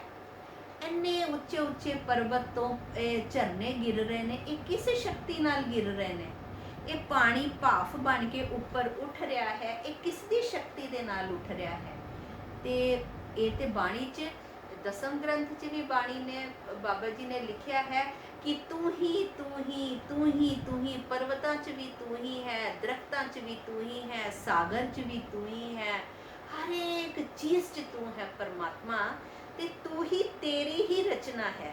ते जो समुंदर बने ने, पर्वत बने ने, ये धरती बनी है, ये परमात्मा, ये तेरी ही बनाई हुई है, ये तेरी ही रची हुई है। और ये जो गगन है, बिना किसी थम्मा तो जो ऊपर टिकिया होया है, ये किस तरह टिकिया होया परमात्मा? ये तेरी शक्ति दे नाल ही टिकिया होया है। सिरजे दानो देवते तिन अंदर बाद रचाया। कि देव भी परमात्मा तू रचे ने, दानव भी तू रचे ने, अच्छाई भी तू रची है, बुराई भी तू रची है। जो पालन वाला है वो भी तू रचिया है, मारन वाला भी तू रचिया। क्योंकि परमात्मा ने बैलेंस भी तो रखना है ना, ये धरती दे उत्ते हर एक चीज़ परमात्मा ने बैलेंस्ड रखनी है। जे कोई शाकाहारी है तो कोई मांसाहारी भी है, उन्हें दूसरे नू मार के खाना भी है। फिर असी कई बारी सोचते हैं कि परमात्मा ने ਇਹ ਕਿਉਂ ਬਣਾਇਆ ਕਿ ਦੂਸਰੇ ਵਿੱਚ ਵੀ ਤੇ ਉਹੀ ਜਾਨ ਹੈ ਨਾ ਜੋ ਸ਼ੇਰ ਉਹਨੂੰ ਮਾਰ ਕੇ ਖਾ ਰਿਹਾ ਹੈ। ਪਰ ਪਰਮਾਤਮਾ ਨੇ ਤੇ ਇਹ ਰਚਨਾ ਐਦਾਂ ਹੀ ਰਚੀ ਹੈ, ਉਹਨੇ ਬੈਲੈਂਸ ਵੀ ਤੇ ਰੱਖਣਾ ਹੈ ਨਾ ਇਸ ਧਰਤੀ ਦੇ ਉੱਤੇ, ਇਸ ਪੂਰੇ ਬ੍ਰਹਿਮੰਡ ਤੇ ਉਹਨੇ ਬੈਲੈਂਸ ਆਪਣੇ ਆਪ ਰੱਖਣਾ ਹੈ। ਉਹ ਸਾਡੀ ਸਮਝ ਤੋਂ ਬਾਹਰ ਹੈ। ਤੇ ਬਾਣੀ 'ਚ ਕੀ ਲਿਖਿਆ ਹੈ ਕਿ ਸਿਰਜੇ ਦਾਨੋ ਦੇਵਤੇ, ਉਹਨੇ ਦਾਨਵ ਵੀ ਬਣਾਏ, ਉਹਨੇ ਦੇਵਤੇ ਵੀ ਬਣਾਏ। ਤੈ ਹੀ ਦੁਰਗਾ ਸਾਜ ਕੇ ਦੈਤਾਂ ਦਾ ਨਾਸ ਕਰਾਇਆ। ਔਰ ਇਹ ਪਰਮਾਤਮਾ ਤੂੰ ਹੀ ਦੁਰਗਾ ਨੂੰ ਬਣਾਇਆ ਔਰ ਦੁਰਗਾ ਦੇ ਹੱਥੋਂ ਦੈਤਾਂ ਦਾ ਨਾਸ ਕਰਾਇਆ। ਇਹ ਤੇਰੀ ਹੀ ਰਚਨਾ ਹੈ, ਤੂੰ ਹੀ ਦੁਰਗਾ ਨੂੰ ਬਣਾਇਆ ਔਰ ਉਹਦੇ ਹੱਥੋਂ ਤੂੰ ਦੈਤਾਂ ਦਾ ਨਾਸ ਵੀ ਕਰਾਇਆ। ਤੈਥੋਂ ਹੀ ਬਲਰਾਮ ਲੈ, ਤੇਰੇ ਤੋਂ ਹੀ ਰਾਮਚੰਦਰ ਜੀ ਨੇ ਬਲ ਲੈ ਕੇ ਬਾਣਾ ਨਾਲ ਦੈਦਿਸ ਕਾਇਆ। ਦੈਦਿਸ ਮਤਲਬ ਕਿ 10 ਸਿਰਾਂ ਵਾਲੇ ਨੂੰ ਤਾਂ ਵੱਧ ਕੀਤਾ, ਤੇਰੇ ਤੋਂ ਹੀ ਸ਼ਕਤੀ ਲੈ ਕੇ, ਤੇਰੇ ਤੋਂ ਹੀ ਬਲ ਲੈ ਕੇ। ਔਰ ਤੇਥੋਂ ਹੀ ਬਲ ਲੈ ਕੇ ਕ੍ਰਿਸ਼ਨ ਨੇ ਕੰਸ ਨੂੰ ਕੇਸਾਂ ਤੋਂ ਪਕੜ ਕੇ ਮਾਰ ਗਿਰਾਇਆ। ਤੇ ਇਹ ਪਰਮਾਤਮਾ ਦੇ ਅਸੀਂ ਨਹੀਂ ਸੰਗਤ ਜੀ ਗੁਣ ਜਾਣ ਸਕਦੇ ਕਿ ਪਰਮਾਤਮਾ ਕਿੰਨਾ ਵਿਸ਼ਾਲ ਹੈ, ਕਿੰਨਾ ਵੱਡਾ ਹੈ। ਅਸੀਂ ਗੁਰਬਾਣੀ ਦੇ ਨਾਲ ਜੁੜ ਕੇ ਗੁਰਬਾਣੀ ਨੂੰ ਆਪਣੇ ਅੰਦਰ ਵਸਾਈਏ। ਇੱਕ ਬਹੁਤ ਛੋਟੀ ਜੀ ਸਾਖੀ ਜਲਦੀ ਨਾਲ ਮੈਂ ਮਾਫੀ ਵੀ ਚਾਹਾਂਗੀ। ਇੱਕ ਅਰਬ ਦੇਸ਼ ਦੀ ਕਹਾਣੀ ਹੈ ਕਿ ਉੱਥੇ ਇੱਕ ਡਾਕੂ ਸੀ। ਉਹਦਾ ਇੰਨਾ ਖੌਫ ਫੈਲਿਆ ਹੋਇਆ ਸੀ ਕਿ ਉੱਥੋਂ ਜਿਹੜੇ ਵੀ ਕਾਫਲੇ ਨਿਕਲਦੇ ਤੇ ਕਾਫਲੇ ਦੇ ਸਰਦਾਰ ਨੇ ਜ਼ੋਰ ਦੀ ਗੀਤ ਗਾਣੇ ਤਾਂ ਕਿ ਕਾਫਲੇ ਵਾਲਿਆਂ ਨੂੰ ਪਤਾ ਚੱਲ ਜਾਏ। ਉਹਨਾਂ ਨੇ ਗੀਤ ਗਾਣੇ, ਗੀਤਾਂ ਦੇ ਵਿੱਚ ਹੋਣਾ ਕਿ ਭਈ ਤੁਸੀਂ ਸੋਇਓ ਨਾ। ਉਹ ਗੀਤਾਂ ਨੂੰ ਜੋ ਗੀਤ ਜਾਗਰੂਕ ਕਰਦੇ ਨੇ ਕਿ ਮੇਰੇ ਦੋਸਤੋ ਤੁਸੀਂ ਸੋਇਓ ਨਾ। ਅੱਗੇ ਉਹ ਡਾਕੂ ਦਾ ਨਾਮ ਸੀ ਫਜ਼ੀਰ ਬਿਨ ਅਯਾਦ ਕਿ ਅੱਗੇ ਡਾਕੂ ਦਾ ਇਲਾਕਾ ਆ ਰਿਹਾ ਹੈ ਤੇ ਤੁਸੀਂ ਸਾਰੇ ਸੁਚੇਤ ਹੋ ਜਾਓ, ਤੁਸੀਂ ਸਾਰੇ ਸਤਰਕ ਹੋ ਜਾਓ। ਉਹ ਜਿਹੜਾ ਕਾਫਿਲੇ ਦਾ ਸਰਦਾਰ ਹੁੰਦਾ ਹੈ, ਉਹ ਗੀਤ ਗਾਉਂਦਾ ਹੈ ਔਰ ਉਸ ਗੀਤਾਂ ਨੂੰ ਜੋ ਗੀਤਾਂ ਰਾਹੀਂ ਸੁਚੇਤ ਕਰਦੇ ਨੇ। ਔਰ ਉਹ ਜਿਸ ਤਰ੍ਹਾਂ ਗੁਰਬਾਣੀ ਦੇ ਵੀ ਸ਼ਬਦਾਂ ਦੇ ਅਰਥ ਤੋਂ ਅਸੀਂ ਅਧਿਆਤਮਿਕ ਲੈਂਦੇ ਹਾਂ ਕਿ ਬਾਬਾ ਜੀ ਇਹ ਸਾਨੂੰ ਐਗਜ਼ਾਮਪਲ ਦੇ ਕੇ ਸਾਨੂੰ ਕੀ ਸਮਝਾਉਂਦੇ ਨੇ, ਇਸ ਤਰ੍ਹਾਂ ਹੀ ਇਹ ਗੀਤ ਜੋ ਹੁੰਦੇ ਨੇ ਉਹਨਾਂ ਨੂੰ ਕਹਿੰਦੇ ਨੇ ਕਰਹਲੇ। ਜੋ ਕਰਹਲੇ ਵਰਡ ਹੈ, ਸ਼ਬਦ ਹੈ, ਇਹ ਗੁਰਬਾਣੀ ਵਿੱਚ ਵੀ ਦਰਜ ਹੈ। ਤੇ ਸਰਦਾਰ ਨੇ ਕਹਿਣਾ ਕਿ ਆਪਣੇ ਗੀਤਾਂ ਰਾਹੀਂ ਕਿ ਤੁਸੀਂ ਸੁਚੇਤ ਹੋ ਜਾਓ, ਤੁਸੀਂ ਸਤਰਕ ਹੋ ਜਾਓ, ਅੱਗੇ ਫਜ਼ੀਰ ਦਾ ਇਲਾਕਾ ਆ ਰਿਹਾ ਹੈ। ਤੇ ਉਹਨਾਂ ਨੇ ਉਸ ਤੋਂ ਉਹਦੇ ਇਲਾਕੇ ਤੋਂ ਪਹਿਲਾਂ ਹੀ ਆਪਣਾ ਰਸਤਾ ਬਦਲ ਲੈਣਾ। ਪਰ ਉਹ ਡਾਕੂ ਸੀ, ਫਜ਼ੀਰ ਤੇ ਡਾਕੂ ਸੀ, ਉਹਨੂੰ ਵੀ ਪਤਾ ਲੱਗ ਜਾਂਦਾ ਸੀ ਕਿ ਕਾਫਿਲਾ ਆ ਰਿਹਾ ਤੇ ਉਹਨੇ ਕੀ ਕਰਨਾ, ਜਾਣਾ ਤੇ ਲੁੱਟ ਲੈਣਾ। ਤੇ ਇਸ ਤਰ੍ਹਾਂ ਹਰ ਕਾਫਲਾ ਆਣਾ ਤੇ ਉਹਨੇ ਲੁੱਟ ਲੈਣਾ। ਤੇ ਇੱਕ ਵਾਰੀ ਕੀ ਹੁੰਦਾ ਹੈ, ਇੱਕ ਕਾਫਲਾ ਆਂਦਾ ਹੈ ਤੇ ਉਹਦਾ ਸਰਦਾਰ ਕਰਹਲੇ ਗਾ ਰਿਹਾ ਹੁੰਦਾ ਹੈ ਕਿ ਤੁਸੀਂ ਸਤਰਕ ਹੋ ਜਾਓ, ਅੱਗੇ ਇਲਾਕਾ ਆ ਗਿਆ ਹੈ ਡਾਕੂਆਂ ਦਾ। ਤੇ ਉੱਥੇ ਫਜ਼ੀਰ ਆ ਜਾਂਦਾ ਹੈ, ਲੁੱਟ-ਪਾਟ ਕਰਦਾ ਹੈ, ਕਾਫੀ ਲੋਕਾਂ ਨੂੰ ਜਾਨ ਤੋਂ ਮਾਰ ਦਿੰਦਾ ਹੈ। ਤੇ ਜਦੋਂ ਸਰਦਾਰ ਨੂੰ ਮਾਰਨ ਲੱਗਦਾ ਹੈ ਤੇ ਸਰਦਾਰ ਕੀ ਕਹਿੰਦਾ ਹੈ ਉਹਨੂੰ, ਫਜ਼ੀਰ ਨੂੰ ਕਹਿੰਦਾ ਹੈ, ਦੇਖ ਤੂੰ ਮੈਨੂੰ ਮਾਰ ਤੇ ਦੇਣਾ ਹੀ ਹੈ, ਮੇਰਾ ਮਰਨਾ ਤੇ ਪੱਕਾ ਹੈ। ਤੇ ਮਰਨ ਤੋਂ ਪਹਿਲਾਂ ਮੇਰੀ ਇੱਕ ਤੈਨੂੰ ਬੇਨਤੀ ਹੈ ਕਿ ਮੈਨੂੰ ਮੇਰੇ ਬਗਲ ਦੇ ਵਿੱਚ ਮੇਰੀ ਧਰਮ ਪੋਥੀ ਹੈ, ਮੇਰੀ ਕੁਰਾਨ ਸ਼ਰੀਫ ਹੈ, ਤੇ ਤੂੰ ਮੈਨੂੰ ਮਰਨ ਤੋਂ ਪਹਿਲਾਂ ਥੋੜਾ ਪਾਠ ਕਰ ਲੈਂਦੇ, ਮੈਨੂੰ ਆਪਣੇ ਕੁਰਾਨ ਸ਼ਰੀਫ ਦੇ ਦੀਦਾਰ ਕਰ ਲੈਂਦੇ। ਤੇ ਫਜ਼ੀਰ ਵੀ ਕਹਿੰਦਾ ਠੀਕ ਹੈ, ਤੂੰ ਦੀਦਾਰ ਕਰ ਲੈ। ਉਹ ਸੋਚਦਾ, ਕਹਿੰਦੇ ਲੁੱਟ ਤੇ ਮੈਂ ਲੈਣਾ ਹੀ ਹੈ, ਮਾਰ ਤੇ ਮੈਂ ਇਹਨੂੰ ਦੇਣਾ ਹੀ ਹੈ, ਤੇ ਤੂੰ ਕਰ ਲੈ, ਬੰਦਗੀ ਕਰ ਲੈ। ਤੇ ਉਹ ਆਪਣੀ ਬਗਲ ਤੋਂ ਕੁਰਾਨ ਸ਼ਰੀਫ ਕੱਢਦਾ ਹੈ ਸਰਦਾਰ ਕਾਫਿਲੇ ਦਾ, ਉਹਨੂੰ ਅੱਖਾਂ ਦੇ ਨਾਲ ਲਗਾਉਂਦਾ ਹੈ ਔਰ ਉਹਦੇ ਵਿੱਚ ਉਹ ਪੜ੍ਹਨਾ ਹੀ ਸ਼ੁਰੂ ਕਰ ਦੇ। ਤੇ ਜਦੋਂ ਉਹ ਪੜ੍ਹਨੀ ਸ਼ੁਰੂ ਕਰਦਾ ਹੈ ਤੇ ਉਹ ਤਾਂ ਜਦੋਂ ਪਹਿਲੀ ਲਾਈਨ ਪੜ੍ਹਦਾ ਹੈ, ਉਹਦਾ ਭਾਵ ਕੀ ਹੁੰਦਾ ਹੈ? ਉਹਦਾ ਭਾਵ ਹੁੰਦਾ, ਉਹ ਉੱਚੀ ਉੱਚੀ ਬੋਲਦਾ ਹੈ ਤੇ ਉਹਦਾ ਭਾਵ ਹੁੰਦਾ ਹੈ ਕਿ ਤੂੰ ਐਨੀ ਮਾਇਆ ਇਕੱਠੀ ਕਰਕੇ ਕੀ ਕਰੇਗਾ? ਤੂੰ ਕਿੰਨੇ ਪਾਪ ਕਮਾਏਗਾ? ਜਿਸ ਮਾਇਆ ਵਾਸਤੇ ਤੂੰ ਪਾਪ ਕਮਾ ਰਿਹਾ ਹੈ, ਕਿਆ ਉਹ ਮਾਇਆ ਤੇਰੇ ਨਾਲ ਉੱਪਰ ਜਾਏਗੀ? ਅੱਜ ਤੋਂ ਤੂੰ ਤੌਬਾ ਕਰ ਲੈ। ਜੋ ਉਹ ਲਾਈਨਾਂ ਪੜ੍ਹਦਾ ਹੈ ਉਹਦਾ ਮਤਲਬ ਇਹ ਹੁੰਦਾ ਹੈ।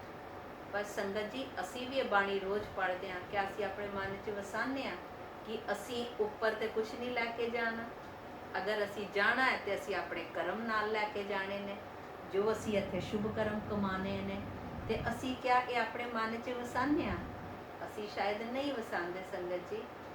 ਪਰ ਫਜ਼ੀਰ ਤੇ ਡਾਕੂ ਸੀ। ਡਾਕੂ ਹੋਣ ਦੇ ਬਾਵਜੂਦ ਇਹ ਬਾਣੀ ਦਾ ਬਾਣ ਉਹਦੇ ਮਨ 'ਚ ਖੁੱਭ ਜਾਂਦਾ। ਉਹਨੂੰ ਮਾਰਨ ਵਾਸਤੇ ਉਹਨੇ ਸ਼ਮਸ਼ੀਰ ਮਿਆਨ ਤੋਂ ਬਾਹਰ ਕੱਢੀ ਹੁੰਦੀ ਹੈ। ਜਦੋਂ ਉਹਦੇ ਕੰਨਾਂ 'ਚ ਇਹ ਬਾਰ-ਬਾਰ ਉਹਦੇ ਕੰਨਾਂ 'ਚ ਇਹ ਪੈਂਦੇ ਨੇ ਕਿ ਜੋ ਤੂੰ ਪਾਪ ਕਮਾ ਰਿਹਾ ਹੈ, ਜਿਸ ਚੀਜ਼ ਪਿੱਛੇ, ਜਿਸ ਮਾਇਆ ਪਿੱਛੇ ਜੋ ਤੂੰ ਪਾਪ ਕਮਾ ਰਿਹਾ ਹੈ, ਕਿਆ ਉਹ ਮਾਇਆ ਤੇਰੇ ਨਾਲ ਜਾਣੀ ਹੈ? ਤੌਬਾ ਕਰ ਲੈ ਮਨੁੱਖ, ਤੌਬਾ ਕਰ ਲੈ, ਅੱਜ ਤੋਂ ਹੀ ਤੌਬਾ ਕਰ ਲੈ। ਇਹ ਜਦੋਂ ਕੰਨਾਂ 'ਚ ਉਹਦੇ ਗੂੰਜਦੇ ਨੇ ਇਹ ਸ਼ਬਦ, ਉਹਦੀ ਜੋ ਤਲਵਾਰ ਹੁੰਦੀ ਹੈ, ਉਹਦੀ ਜੋ ਸ਼ਮਸ਼ੀਰ ਹੁੰਦੀ ਹੈ, ਉਹ ਵਾਪਸ ਮਿਆਨ 'ਚ ਉਹ ਪਾ ਦਿੰਦਾ ਹੈ ਔਰ ਆਪਣੀ ਝੁੱਗੀ 'ਚ ਚਲਾ ਜਾਂਦਾ ਹੈ। ਕਾਫਿਲਾ ਚਲਾ ਜਾਂਦਾ ਹੈ। ਥੋੜੇ ਦਿਨਾਂ ਬਾਅਦ ਉੱਥੋਂ ਇੱਕ ਹੋਰ ਕਾਫਿਲਾ ਲੰਘਦਾ ਹੈ ਤੇ ਸਰਦਾਰ ਫਿਰ ਕਰਹਲੇ ਪੜਦਾ ਹੋਇਆ ਜਾ ਰਿਹਾ ਹੈ। ਤੇ ਉਹ ਕੀ ਕਹਿੰਦਾ ਹੈ? ਕਰਹਲਿਆਂ 'ਚ ਕੀ ਕਹਿੰਦਾ ਹੈ? ਮਿੱਤਰੋ, ਦੋਸਤੋ, ਸਤਰਕ ਹੋ ਜਾਓ। ਹੁਣ ਡਾਕੂਆਂ ਦਾ, ਫਜ਼ੀਰ ਦਾ ਇਲਾਕਾ ਆ ਰਿਹਾ ਹੈ, ਉਹਦਾ ਰਸਤਾ ਆ ਰਿਹਾ ਹੈ। ਤੇ ਇਹ ਸੁਣ ਕੇ ਫਜ਼ੀਰ ਆਪਣੀ ਝੁੱਗੀ ਦੇ ਅੰਦਰ ਬੈਠਾ ਕੀ ਕਹਿੰਦਾ ਹੈ ਜ਼ੋਰ ਜ਼ੋਰ ਦੀ ਕਿ ਕਾਫਲੇ ਵਾਲਿਓ, ਤੁਸੀਂ ਲੰਘ ਜਾਓ, ਤੁਸੀਂ ਆਪਣਾ ਰਸਤਾ ਨਾ ਬਦਲੋ। ਕਿਉਂ? ਕਿਉਂਕਿ ਹੁਣ ਫਜ਼ੀਰ ਨੇ ਆਪਣਾ ਰਸਤਾ ਬਦਲ ਲਿਆ ਹੈ। ਹੁਣ ਫਜ਼ੀਰ ਦੀ ਸੂਰਤ ਸ਼ਬਦ ਦੇ ਨਾਲ ਜੁੜ ਗਈ ਹੈ ਔਰ ਸ਼ਬਦ ਨੇ ਫਜ਼ੀਰ ਦੀ ਸੂਰਤ ਦਾ ਰਸਤਾ ਮੋੜ ਦਿੱਤਾ ਹੈ। ਤੇ ਸੰਗਤ ਜੀ, ਆਓ ਅਸੀਂ ਵੀ ਬਾਣੀ ਦੇ ਨਾਲ ਜੁੜੀਏ, ਬਾਣੀ ਦਾ ਕਿਨਕਾ ਆਪਣੇ ਮਨ 'ਚ ਵਸਾਈਏ ਕਿ ਹੇ ਬਾਬਾ ਜੀ, ਸਾਡੀ ਵੀ ਸੂਰਤ ਸ਼ਬਦ ਦੇ ਨਾਲ ਜੋੜੋ, ਸਾਨੂੰ ਵੀ ਇੰਨੀ ਬਖਸ਼ਿਸ਼ ਕਰੋ ਸਾਡੇ ਤੇ ਕਿ ਸਾਡਾ ਵੀ ਰਸਤਾ ਫਜ਼ੀਰ ਜਿਵੇਂ ਸਾਡਾ ਵੀ ਰਸਤਾ ਬਦਲਿਆ ਜਾਏ। ਅਸੀਂ ਵੀ ਤੁਹਾਡੇ ਕਹੇ ਮਾਰਗ ਤੇ ਚੱਲੀਏ, ਅਸੀਂ ਵੀ ਜ਼ਿਆਦਾ ਤੋਂ ਜ਼ਿਆਦਾ ਸ਼ੁਭ ਕਰਮ ਕਮਾਈਏ ਔਰ ਤੁਹਾਨੂੰ ਅਸੀਂ ਮੂੰਹ ਦਿਖਾਉਣ ਦੇ ਲਾਇਕ ਆਪਣੇ ਆਪ ਨੂੰ ਅਸੀਂ ਬਣਾ ਸਕੀਏ। ਤੇ ਸੰਗਤ ਜੀ, ਐਨੀ ਜੀ ਸੇਵਾ ਪ੍ਰਵਾਨ ਕਰਨਾ, ਭੁੱਲਾਂ ਚੁੱਕਾਂ ਦੀ ਖਿਮਾ ਕਰ ਦੇਣਾ। ਸੰਗਤ ਜੀ, ਆਓ ਹੁਣ ਅਸੀਂ ਸ਼ਬਦ ਪੜ੍ਹੀਏ।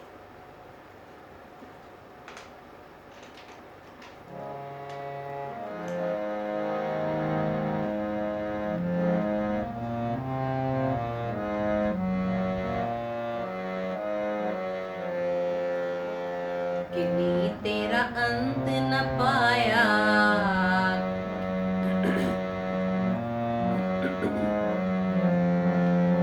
किन्नी तेरा अंत न पाया, किन्नी तेरा अंत न पाया, किन्नी तेरा अंत न पाया, किन्नी तेरा अंत न पाया।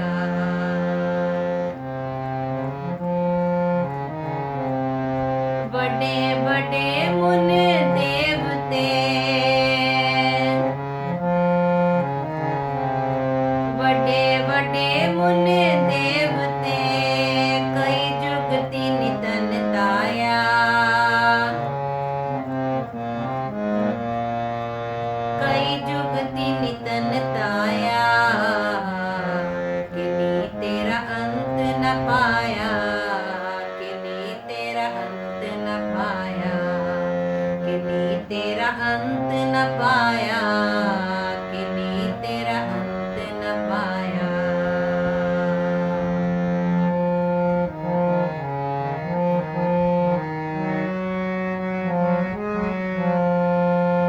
खंडा पृथ्वी में साज के जिन सबसे सारे उपाया।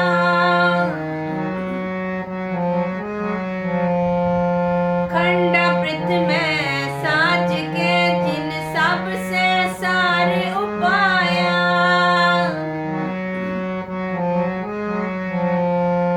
ब्रह्मा विष्णु महेश सच कुदरत का खेल रचाए बनाया।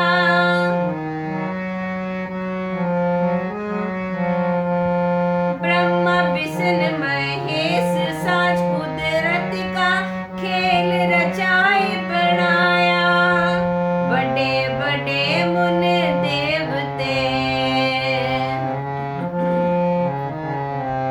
बड़े बड़े मुन देवते कई जुग तीन तन ताया। कई जुग तीन तन ताया। किन्हीं तेरा अंत न पाया। किन्हीं तेरा अंत न पाया। किन्हीं तेरा अंत न पाया। किन्हीं तेरा अंत न पाया।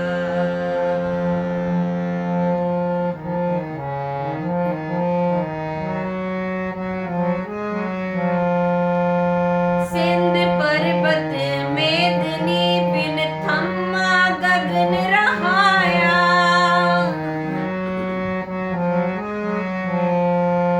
सिंध पर्वत मेदिनी बिन थमा गगन रहाया। सिरजे दानो देवते तिन अंदर बाद रचाया। सिरजे दानो देवते तिन अंदर बाद रचाया। तिन अंदर बाद रचाया।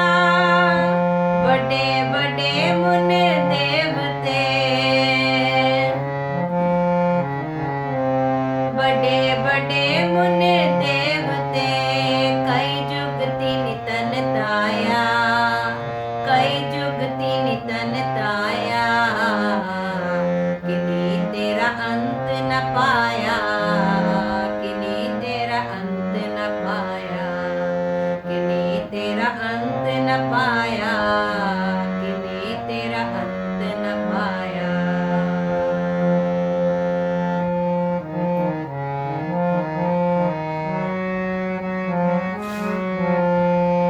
तैही दुर्गा साज के दैतां दा नास कराया।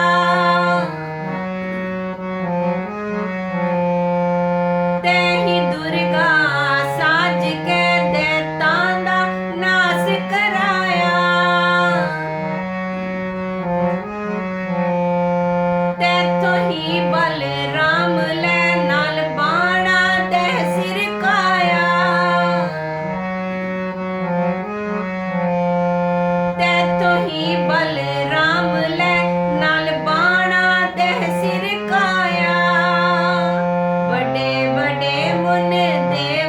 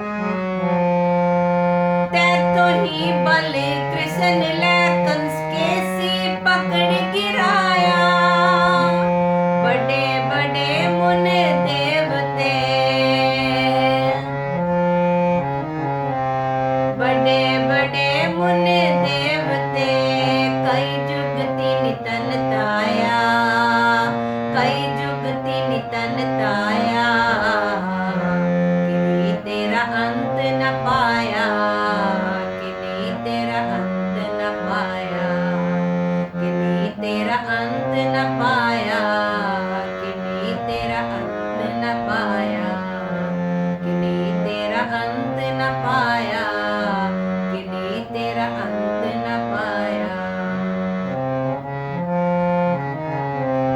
बड़े बड़े मुनि देवते, बड़े बड़े मुनि देवते, कई जुगति नितन ताया, कई जुगति नितन ताया, किन्हीं तेरा अंत न पाया, किन्हीं तेरा अंत न पाया, किन्हीं तेरा अंत न पाया, किन्हीं तेरा अंत न पाया, किन्हीं तेरा अंत न पाया, किन्हीं तेरा अंत न पाया। सलोक। पवन गुरु पाणी पिता, माता तरत महत, दिवस रात दोई दाई दाया, खेले सगले जगत, चंगियाइयां बुराइयां, वाचे धर्म दूर, करमी आपो अपनी, के नेड़े के दूर, जिन्नी नाम ध्याया, जिन्नी नाम ध्याया, गए मुसक्कत काल, नानक ते मुख उजले, केती छुट्टी नाल। जिन्नी नाम ध्याया, गए मुसक्कत काल, नानक ते मुख उजले, केती छुट्टी नाल। वाहिगुरु। वाहिगुरु जी का खालसा, वाहिगुरु जी की फतेह। भुलां चुकां दी खिमा कर देना संगत जी।